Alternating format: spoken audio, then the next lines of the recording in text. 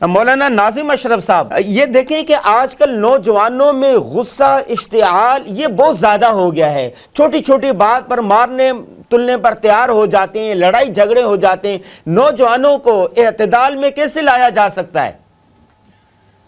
جی بسم اللہ الرحمن الرحیم۔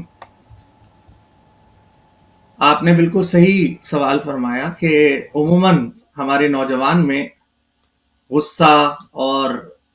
اس غصے کا لازمی نتیجہ مختلف طریقوں سے لڑائیوں کی صورت میں ظاہر ہوتا ہے۔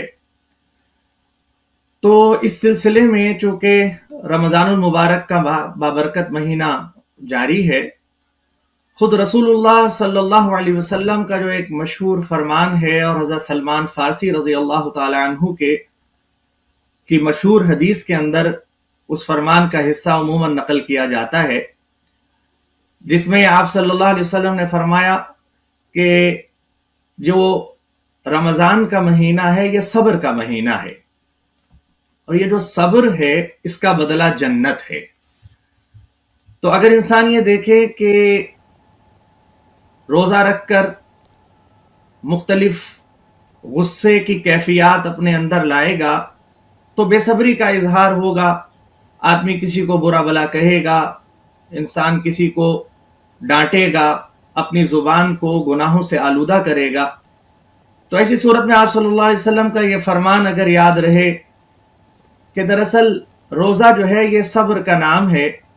انسان نے صبر کرنا ہے، اپنے اوپر رسول اللہ صلی اللہ علیہ وسلم کی تعلیمات کو اور اللہ تعالیٰ کے فرمان کو لاگو کرنا ہے،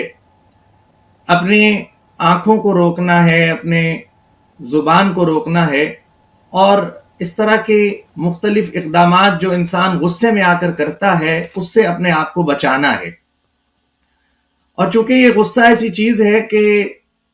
عموماً انسان اس غصے کے ذریعے سے گناہ کر بیٹھتا ہے، اس لیے اس پر قابو رکھنا ضروری ہے۔ غصہ انسان کو آتا ہی ہے، نوجوان بھی، ادھیڑ عمر بھی، بزرگ بھی، ان سب کو ہی غصہ آتا ہے،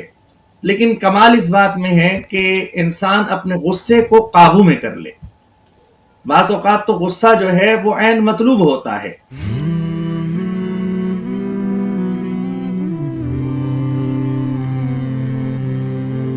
رمضان المبارک کی پر نور ساعتوں میں دیکھیے درسقرآن.com کے یوٹیوب اور فیس بک پر ہلال رمضان، سوشل میڈیا پر سب سے قدیم اور سب سے ریلائبل برانڈ www.درسقرآن.com۔